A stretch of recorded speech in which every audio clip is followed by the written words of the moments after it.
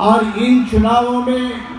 महाराष्ट्र की छोटी बड़ी सारी राजनीतिक पार्टियों ने अपनी ताकत झोंक ली है। और हमें खुशी की बात है कि मुसलमान महाराष्ट्र के आबादी का 15-16% आबादी का हिस्सा होने के कारण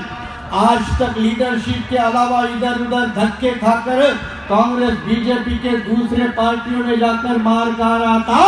वो सारा मुसलमान आज एमआईएम के माध्यम से इकट्ठा हो रहा, ये बड़ी खुशी की बात है। लेकिन एक बात हम ध्यान में रख ले, इस देश का मुसलमान अकेला कितना भी इकट्ठा हो, इस देश का दलित अकेला अपना कितना भी इकट्ठा हो, इस देश का 9% आदिवासी अपने आप में कितना भी इकट्ठा हो, वो यहाँ की ब्राह्मणवादी ताकतों को परास्त नहीं कर सकता, उनको चुनावी जंग में हरा नहीं सकता। और इसीलिए हमें आपस में गठजोड़ बनाकर एक मुत्तहिदों के ताकत के रूप में जब उभरेंगे तो इनको चारों मैदान में। बात सिंपल है, बात बहुत सिंपल है। इस देश में कोई पिछले 50 साल से पीट रहा है और इस देश में कोई 5000 साल से पीट रहा है। 5000 साल से कौन पीट रहा है ये आप अच्छी तरह से जानते हैं। और पिछले 50 साल से कौन पीट रहा है,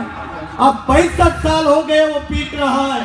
जिसका जिक्र बार बार सच्चर कमीशन की रिपोर्ट करती है, महाराष्ट्र के प्रोफेसर रहमान कमीशन की रिपोर्ट करती है, कई सारे दस्तावेज करते हैं। तो क्यों ना पिछले 50,000 साल से पीटा हुआ आदमी और पिछले 65 साल से पीटा हुआ आदमी दोनों मिलके इकट्ठे होकर जो हमारी पिटाई करता है उसकी एक बार तो पिटाई करे, यह उसका जवाब होना चाहिए। इसलिए बहुजन रिपब्लिकन सोशलिस्ट पार्टी के माध्यम से पिछले 1 साल से महाराष्ट्र में कई जगह पर बीआरएसपी और एमआईएम मिलके कई नगर परिषद में चुनाव लड़े, कई महानगर पालिका में चुनाव लड़े हैं,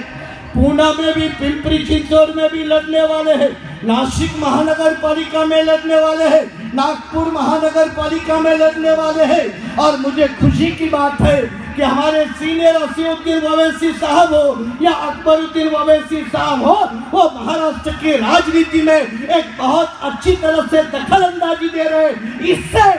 बहुत लोगों के